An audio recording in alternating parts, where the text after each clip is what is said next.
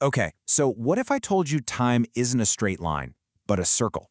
In this explainer, we're going to dive deep into a spiritual view that sees our world and even our own lives as part of a huge repeating cosmic play. You know that weird feeling of déjà vu? Well, that feeling is right at the heart of what we're exploring today. It's this idea that life isn't a one-way street, but more like a roundabout, and that we, as spiritual beings, have traveled this exact same road many, many times before. So here's our game plan for this journey. First, we'll tackle who you really are. Then, we'll figure out where we are in this grand map of time. We'll talk about who the guide is for this whole journey and what the path forward actually looks like. And finally, we'll see how all this changes the way we live our lives, right here and now. All right, let's jump right in with the most fundamental question of all. Who are you? According to this teaching, the answer has nothing to do with your name or your job. Nope, it's something way, way deeper than that.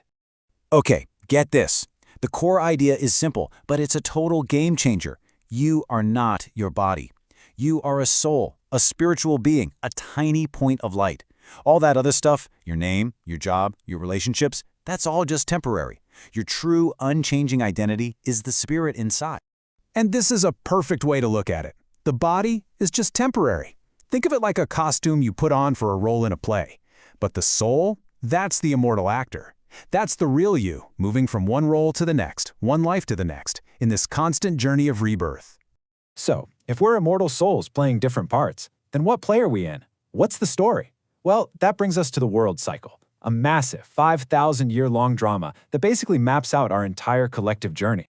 The cycle kicks off at its absolute peak, the Golden Age. Just try to imagine a world with zero conflict, zero sorrow. I mean, literally heaven on earth. The source material has this beautiful way of describing it. Souls exist in perfect harmony, like milk and sugar, completely blended and sweet. After the Golden Age, we slide into the Silver Age.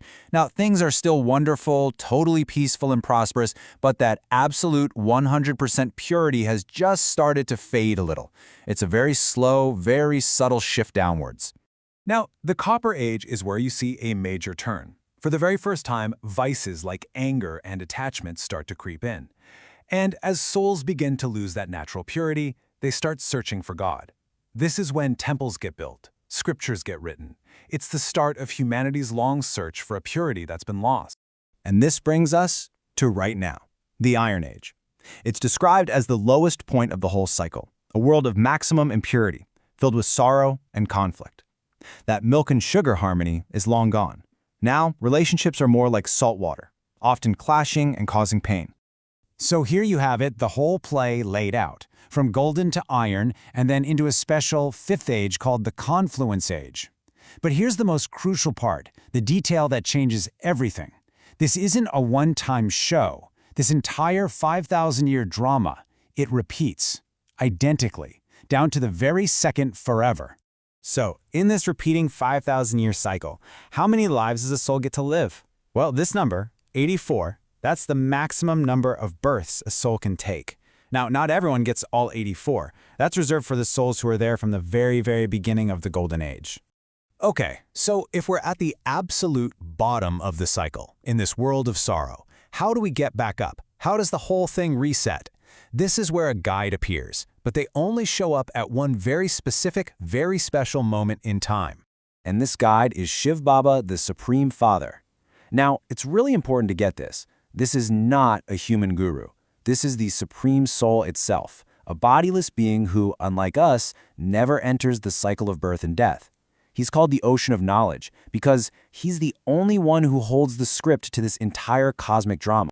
And he doesn't just show up whenever. He comes only during the Confluence Age, that short, powerful transition time between the old, worn-out Iron Age and the brand-new Golden Age. And according to this teaching, that time is right now. This is the only window in the whole 5,000-year cycle when this knowledge is revealed. And what's his core instruction? It's this simple, powerful command. Remember me, the one Father. The whole idea is to shift your consciousness away from all the temporary relationships and troubles of the Iron Age and connect your mind, your intellect, directly to the Supreme Soul. So, remember me sounds great, but what does that actually look like in practice?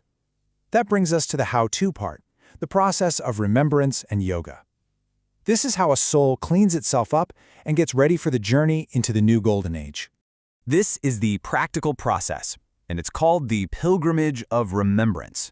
It starts with being conscious that you are a soul. From that awareness, you remember the Father.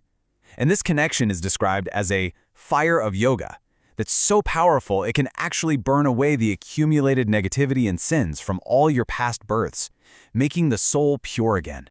But this journey isn't just about you, it's a team effort. It's about doing spiritual service, helping other souls to transform from being a thorn that causes sorrow into a flower that gives happiness. And in doing that, you become a direct helper in the huge task of reestablishing heaven on earth. So let's bring all this cosmic 5,000-year perspective back down to Earth. How does it actually change how you live your life? Right here, right now, in the middle of the Iron Age. I mean, this slide shows the stakes perfectly. The journey is about going from the conflict-ridden, thorny world of the Iron Age to the peaceful, harmonious garden of the Golden Age, a time when even the lion and the lamb live together peacefully. That is the transformation that you're helping to create. So the practical advice for today is to start viewing your life like a movie that you've seen before. Because, well, you have. Everything that happens, praise, insults, respect, disrespect, it's all just a scene in a preordained drama. Knowing it happened this exact way 5,000 years ago, and it'll happen again, lets you become a detached observer, and you're not so affected by the immediate ups and downs. And that leaves us with this final, really powerful question. If this very second is being recorded only to be replayed identically for all of eternity, how does that change the choices you're making right now? What kind of seconds are actually worth repeating forever?